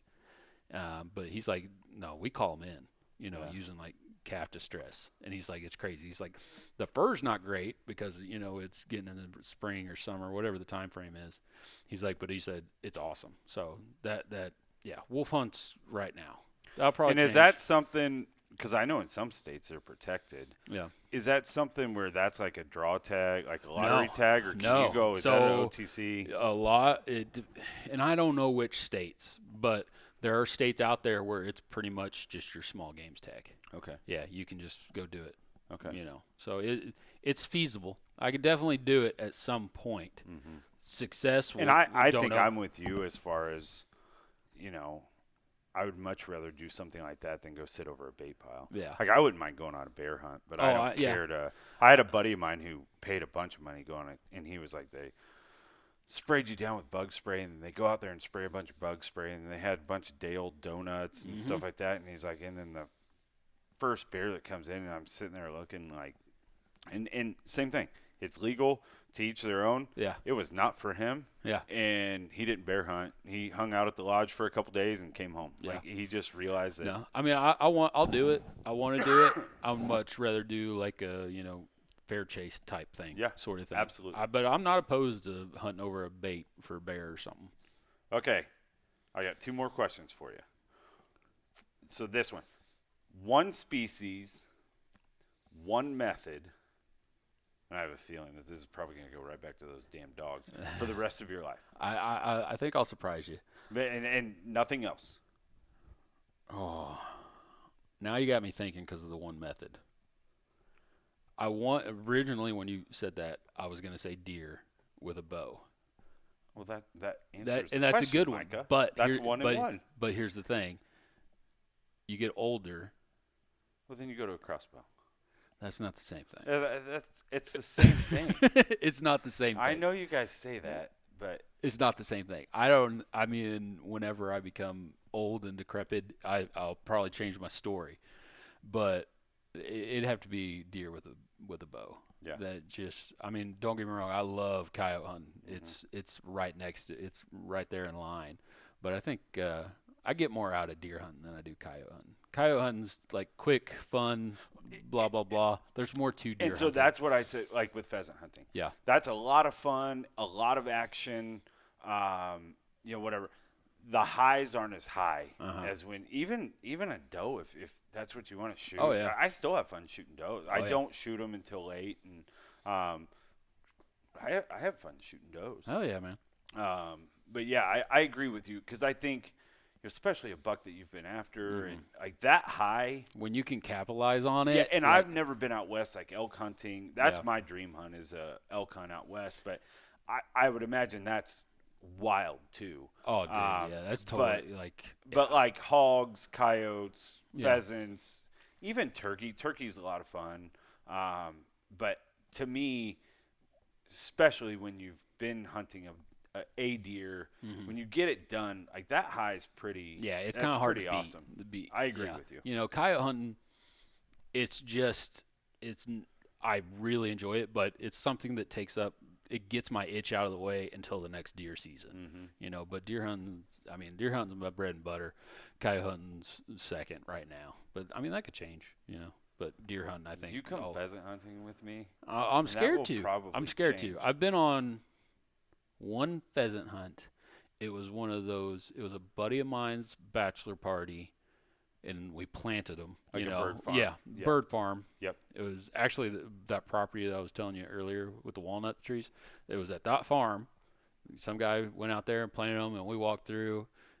And I remember my buddy got up to one pheasant, and it didn't fly. And he kicked it, and it didn't fly. And the guy's like, the guide or whoever you want to say, he's like, "Do you want me to throw them up in the air for you?" I was like, all right, that sucks. And we something. hunt a lot of bird farms around here, especially when Chip was a pup. Yeah, the name of the game is getting birds. You have to. What I will say is, and there's a couple, even within about an hour of here, they have legit flight pins. Like they have hard flying birds. Yeah. And it's still not the same. But I get that because that is kind of slimy. My brother back in the day, I mean, he had to have been in high school or something. He went up to, I want to say it was South Dakota. Is that a big pheasant place? Oh, yeah. South Dakota. It was probably South Dakota. Yeah. He went up there with a buddy and his dad, and he said, I mean, it's awesome. So, I mean, See, last year was the first year that I went to South Dakota, and it was terrible, and I still had a blast. Yeah. And there were still a lot of birds. But yeah, we're actually gonna be going up there. So I bred Chip last year. Okay. And I lost a bet to Devon on a house that we bet on the price of what we'd sell it for. Uh-huh. And he was looking for a pup at the time, so I gave him my pick of the litter. Oh, okay. So he's got like mini Chip, and that dog's gonna be a stud. And so we're gonna hunt. And like South Dakota. You can be in South Dakota in like 6 hours. Yeah, it's really not that far. It really isn't. Yeah. So it's fun. Okay, last one. And this isn't even necessarily just Missouri. This is something that I think about a lot. Biggest issue that hunters face. Whether it's hunters that are established or hunters that are, something that's keeping hunters from getting involved. What do you think is the biggest issue that's hurting the sport itself right now? I fear that it's becoming a rich man's sport. Yep. Because, like you and me, we've been blessed with having permission properties when we started out. Yeah. And now it's getting to the point, and I'm still blessed in the fact that you have leases or whatever. But I'm blessed that I found the leases that I could afford. Exactly. Because they've gotten to a point where some of them I can't even afford. Yeah. So I fear, unless some of the rule, like talking about Missouri specifically, I fear if it continues doing what we're doing, just, over-the-counter tags, cheaper than shit, anybody and their brother can come do it. I just feel like it's going to just get worse and worse, and it's just going to, the people that live here, it's just going to be harder and harder for them to hunt unless they just got buku dollars that can, throw on leases or buy their own ground or something like that. And you've got corporations that own farms now. Yeah. It's not Jimmy's dad owns 300 acres and Johnny's dad owns the other 300 acres, and you can ask for permission. I agree, and that would have been my answer too. And that's it. I hate it. And like I said, I'm blessed to have been a part of these leases that I'm on because I couldn't afford to at some of the prices that I hear, like you guys talking about on here. And then I see that at our lease up north, there's a little hotel that we stay at. We are the only Missouri plates in that area. Doesn't shock me at all. And I want people to come and enjoy our state. Like, we're blessed to have been born here. Yeah. I get it, but I agree with you, dude. And it's driving these leases just. Oh, it's stupid. It's insane. And then like if you spend that money to even just travel, not, what is it? $200 for a out of state tag? I want to say it's $250. Yeah. Something like that. It's like $150 for me to go kill a goddamn bird in Kansas. Right. But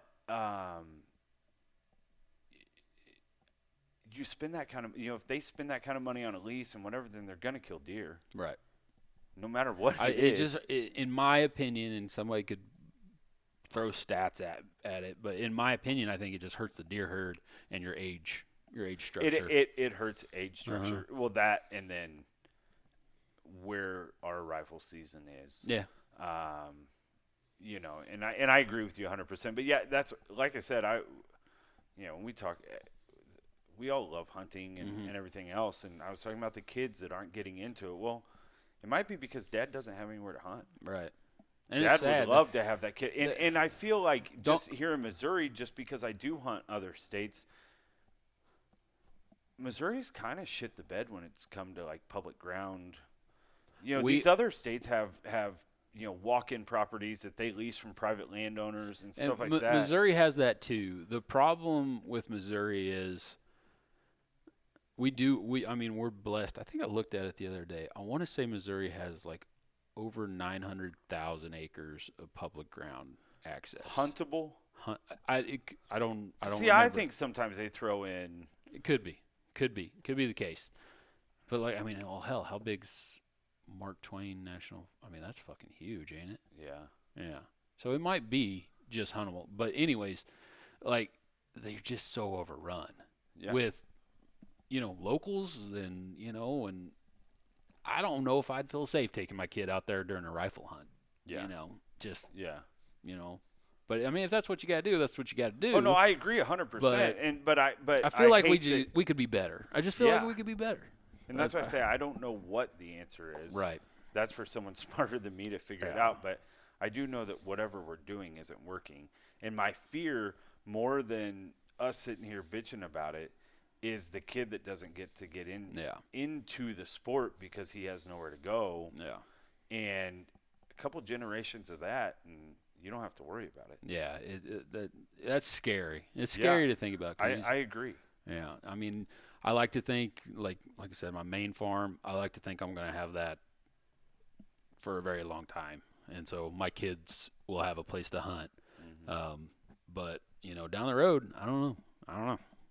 So it's getting to a point with the big corporations that, and they're still out there, don't get me wrong, but the thought of us being able to go buy a couple hundred acres that's affordable and being able to hunt, it's just getting tougher and tougher. With my line of work and, just my career path and everything like that, I don't ever see myself being able to afford something over 100 acres. Well, Micah, let me show you how you can build wealth through real estate.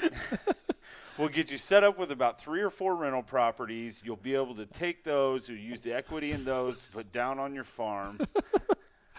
Oh man! No, I mean, there's but I'm serious, and that's what and I try and tell my nephews. He was telling me, he's like my buddy so and so. They went hunting all weekend. They only saw 2 deer, Uncle B. And I was like, you little shit. Like, and he does, like he knows, but. Michael and I used to shoot the first doe we saw because it might be the only deer we saw all week. Might be the only one. Whereas Hayden's sitting out there watching 12 deer in the field and passing there's kids out there, 8-pointers. We just got done talking shit, but there's definitely a lot of kids out there that are spoiled rotten. They are, and it's not his fault. No. We've done that, but I do try and tell him a lot of times, like when he was telling me that, and he wasn't being an asshole. He's like, Uncle B, so-and-so went out, and I said, listen, buddy, I said, you don't realize how blessed we are. Yeah, to have what we have. To have what we have and to, be able to go up and run minerals all year. And we're not in CWD zones or anything like that. And so we're able to run mineral and, and he's got access to all of our I think we've probably got 40 cameras or so between the 2 leases. And he's got access to all of them. And I don't even have to look at him anymore because he lets you know when the big one shows up. Yeah, he does, and he goes through them every morning before he gets on the bus. And will send me all the bucks, and that's cool. But yeah, no, that's something that I think about a lot because I hate to see. Yeah, I mean, you don't want to see it go away. No, definitely not. And I don't know that that's just a Missouri problem. I don't think so. Yeah, I mean, because like out west, you've got a lot of spots where the outfitters have taken over, and the outfitters have got control of so much land that even the locals can't. We went out to Wyoming turkey hunting last year, and outfitters had about everything. Yeah, it's rough, man. It's just, like I said, it's just becoming a rich man's game, which sucks. You know, luckily I got in it. You know, we got into it early enough in our, you know, childhood or whatever you want to call it, and we were able to pick up some of these permission pieces, and, you know, hopefully they last a long time and that sort of thing. But because, you know, growing up, if I wouldn't have had you, my buddy Swisegood, and a few other friends that got into hunting that had permission, like, I probably wouldn't be hunting right now, you know, just the way it is. Yeah. So it's changed my life. And, you know, I'd like to. Not everybody's as big idiots as we are. Right. Like, I have a lot of buddies that they go hunt 3 or 4 days a year. And they're happy. And they have so much fun. I'd go insane if that's all I could hunt. Oh, dude, my wife, there'll be times like late December and especially before I got the dogs and got back into upland hunting, but she's like, is there not something that you can go do at the farm? You're like, driving me crazy. crazy. She enjoys her weekends of watching smut TV and you know, reading books and stuff like that just as much as I enjoy being up at the farm. Right. And she tells me all the time, you know, it'll be cold as hell and I'll be leaving at 2:00 in the morning to drive up, and she's like, honey, your hobbies just don't make sense to me. Like, they don't make sense to smart people. Yeah. But it's what I choose to do. It's just, it's something in there, man. You just got to do it. So, well, Bryan, man, I really appreciate you. Yeah, it was fun, dude. Yeah, I listened to you guys. I've listened to you guys from the start. And I have a lot of fun. Awesome, man. Well, I appreciate it. Bryan Hurt, thanks, buddy. I appreciate you, man. All right, see ya. See ya.